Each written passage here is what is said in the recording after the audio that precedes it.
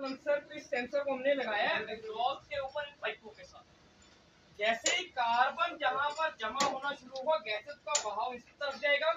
इसमें से गैसेस जब जैसे पास होगी, इलेक्ट्रिकल सिग्नल जाएगा गाड़ी के ईसीएम में। ईसीएम में आने की वजह से मीटर में लाइट कौन सी आएगी? डीपीएफ की।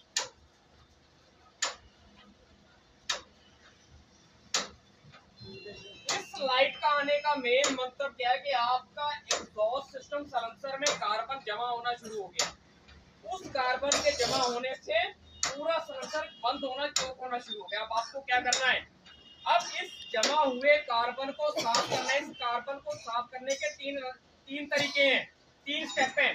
सबसे पहले ऑटोमेटिक। ऑटोमेटिक का मतलब आपकी गाड़ी बिना किसी दिक्कत के चली थी, बट अचानक क्या होता है, मीटर में लाइट आ जाती है। अब ड्राइवर भाई को इस बात का क्लियर हो जाएगा कि मीटर में लाइट आ गई। उसको क्या करना है? गाड़ी को चलाना है एक एवरेज स्पीड पर 40 से 60 के बीच में। जैसे वो एवरेज स्पीड पर चलाएगा तो इस हाई टीवी को ईसीएम बंद करेगा और हाई मिक्सचर पैदा करेगा। हाई मिक्सचर का मतलब डीजल का सप्लाई ज्यादा करेगा। उस ज्यादा हुए डीजल से पोस्ट स्प्रे से हम वो डीजल भेजेंगे सेंसर के अंदर और चलते चलते जितना भी कार्बन जमा हुआ उसको हम पूरा तरह जलाकर खत्म करेंगे। नंबर 1। परंतु अगर ये प्रक्रिया पूरी तरह क्लियर नहीं होती तो आपकी जो प्रोसेस चला जाएगा दूसरी स्टेज में और आपकी जो लाइट ब्लिंक करना शुरू कर देगी। ब्लिंक करने का मतलब आपको इस चीज का क्लियर हो जाएगा कि अब ये प्रॉब्लम सॉल्व नहीं हुआ। अब आपको क्या करना है? गाड़ी को खड़ा करना है। खड़ा करने के बाद हैंड ब्रेक लगाना है। हैंड ब्रेक लगाने के बाद न्यूट्रल करके स्टार्ट करना है। तापमान मेंटेन करना है 50 डिग्री। और आपकी हर गाड़ी में सेम स्विच दिया गया है। इस स्विच को आप दबाकर रखेंगे 8 सेकंड से लेकर 10 सेकंड तक। 8 सेकंड से लेकर जैसे 10 सेकंड तक आप दबाकर रखेंगे, आप क्या देखेंगे? सलेंसर सफेद धुआं देना शुरू कर देगा और इंजन आरपीएम चले जाएंगे लगभग 2000 तक। रेस बढ़ जाएगी, घबराना नहीं है। यहीं पर हमारा मैकेनिक भाई कस्टमर गलती कर रहा है।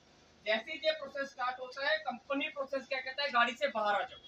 बाहर आने का मेन मोटिव है चलते प्रोसेस में अगर आपने क्लच दबा दिया, ब्रेक दबा दिया, चाबी बंद कर दी, कुछ भी किया तो ये प्रोसेस वहीं पर बंद हो जाएगा और कार्बन की मात्रा कई गुना बढ़ जाएगी।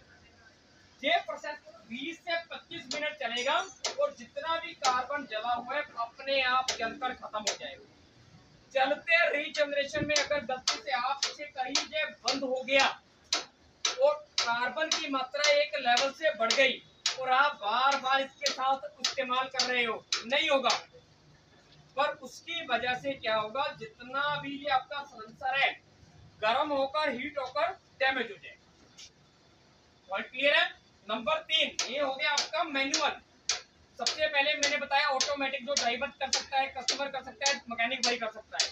नंबर 2 मैनुअल, स्विच दबाने वाला, कस्टमर भी कर सकता है, ड्राइवर भी कर सकता है, मैकेनिक भाई भी कर सकता है। अब जो तीसरा प्रोसेस होगा वो होगा सर्विस रीजनरेशन। वो कौन करेगा? सिर्फ और सिर्फ मैकेनिक भाई। मतलब अब अगर ये प्रॉब्लम सॉल्व नहीं होती है तो आपकी गाड़ी में उसी तरीके से लाइट आएगी, लेकिन अब गाड़ी की स्पीड 40% से कम हो जाएगी। 40% से जैसी स्पीड कम होगी, आपको गाड़ी को खड़ा करना है, हैंड ब्रेक लगाना है, न्यूट्रल करना है और स्टार्ट करना है। टेम्परेचर मेंटेन करेंगे 50 डिग्री तक और अपनी गाड़ी में डायग्नोस्टिक कनेक्ट करना है। आप क्या करेंगे? छोटा डायग्नोस्टिक टूल। आज के समय में इस टूल से रीजनरेशन नहीं हो रहा, बट आने वाले समय में हम पूरी कोशिश करें आप इसके साथ डीपीएफ रीजनरेशन कर पाएंगे। इसी तरीके से आप इसको अपने मोबाइल से कनेक्ट करेंगे और रीजनरेशन प्रोसेस को कंप्लीट करेंगे। अगर तीसरी स्टेज में भी आप भाई लोग फेल हो जाते हो, नहीं कर पाते हो, तो चौथी स्टेज में आपको सेंसर को खोलना पड़ेगा। अब बड़ी गाड़ी का सेंसर के अलग अलग हिस्से आप उसको खोल सकते हैं, लेकिन छोटी गाड़ी का सेंसर खुलेगा नहीं। उस कंडीशन में BS4 तक के सेंसर हमने पानी से साफ किए, बहुत सारे तरीकों से साफ किए। BS6 का सेंसर आप केमिकल तो दूर की बात, आप इसको पानी भी इस्तेमाल नहीं करेंगे। इसको साफ करने का सिंगल तरीका हवा का प्रेशर, हवा के प्रेशर से इसको साफ कीजिए।